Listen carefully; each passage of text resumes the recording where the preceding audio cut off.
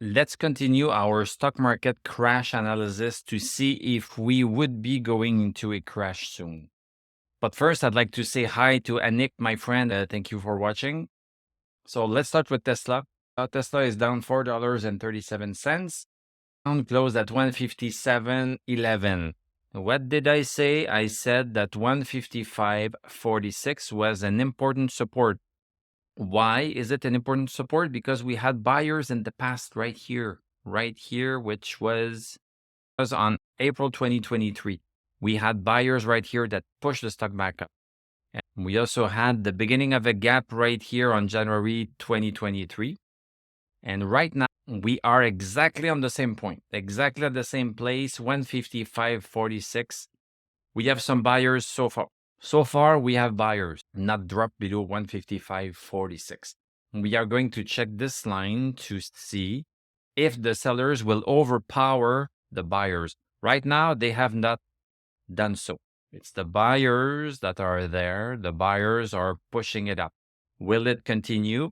Nobody knows. But if it does not continue, this is going to give us the sign that Tesla is a shortable stock and that we should be shorting it from that point on. So far, we cannot conclude anything, but we are going to keep watching every single day. I do a video every single day.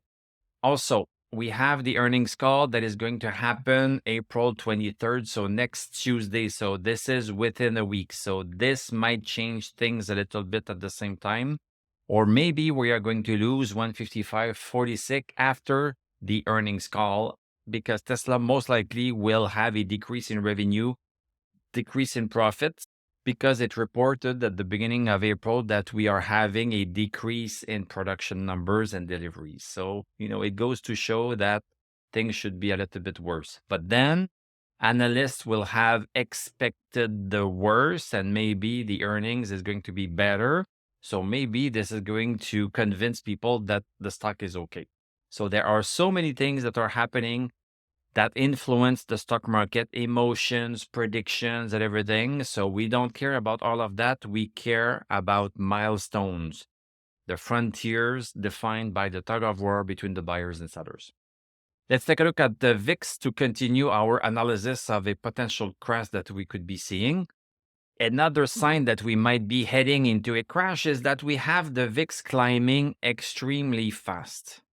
It was at 1260 March 27th, and now it's at 19. It was at that height not too long ago, October of last year, we reached $22.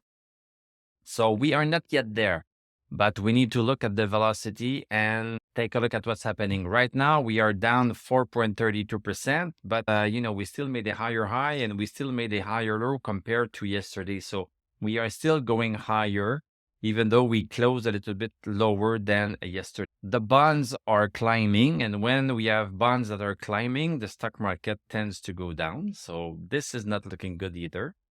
US dollar climbing, this is not looking good either. In terms of the crude oil, we have been climbing for the past, since the beginning of the year, I will say. Now we are pausing a little bit. As soon as we have energy that is increasing, this is going to make everything more expensive. So, this is not conducive to a healthy economy that much. Let's now take a look at the stock indices to see how the markets reacted today to all of this. And let's also take a look at the context. Are they climbing up? Are they going down? Are they going sideways?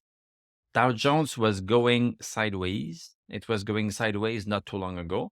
And now it started to break that support. So we have been breaking that support for the past 3 days. We are effectively into a bearish channel right now with Dow Jones. We could be easily going down to 36,931, which is this support right here. This is the next support that's in line. If we are breaking this support right here that we are still above so far, we are still above 37,787. Take a look at the SPX. We were going sideways also, going sideways.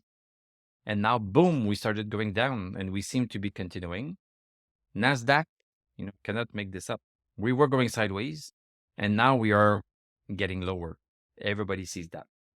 Let's take a look at our Magnificent Seven, the stocks. So Apple is trending sideways, so not too bad for Apple. It is still in pattern. The pattern is going sideways. Amazon, this one is still bullish so far. You see the two lines right here. This is going higher and higher until we break those lines. AMD is still going sideways. It's still holding on to support. It tried to, well, it broke it yesterday, and now it's coming back a little bit, but it's still very close to that support. ARM going sideways. Google, outside of its bullish channel. This was the bullish channel right here. Right now, it's outside of it. Microsoft, we are still in this big bullish channel. We are having a hard time breaking 427. We tried for a long time, but we could not break it. Nobody wanted to pay higher than 427. They didn't have to.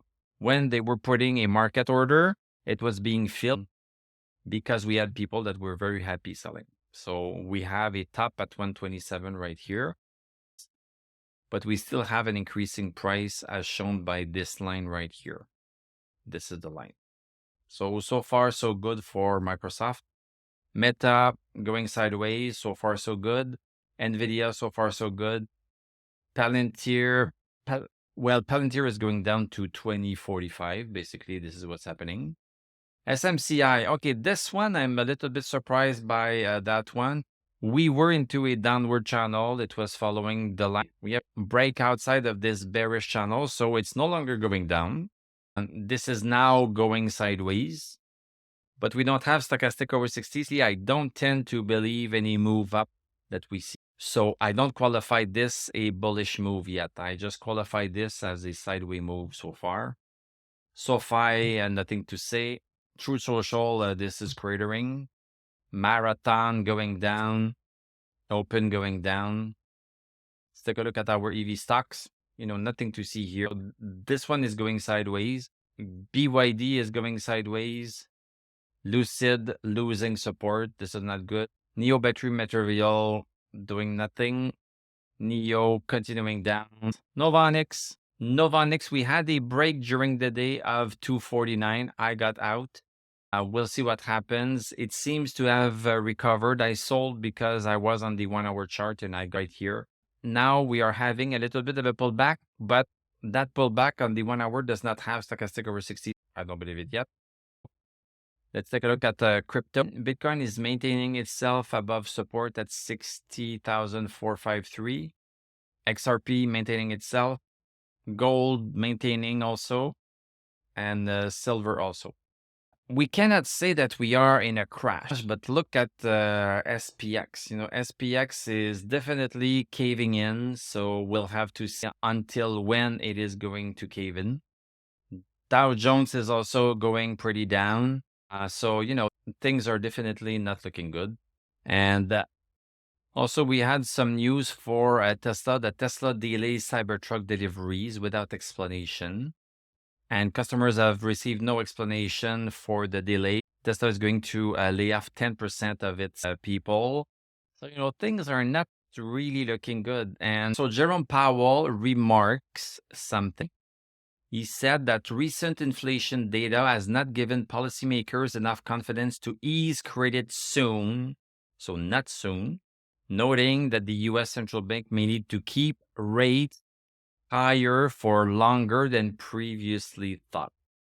So, this is not going to help anything. We only need to panic, a few things that are happening, and then people getting scared, and then boom, the bottom can fall.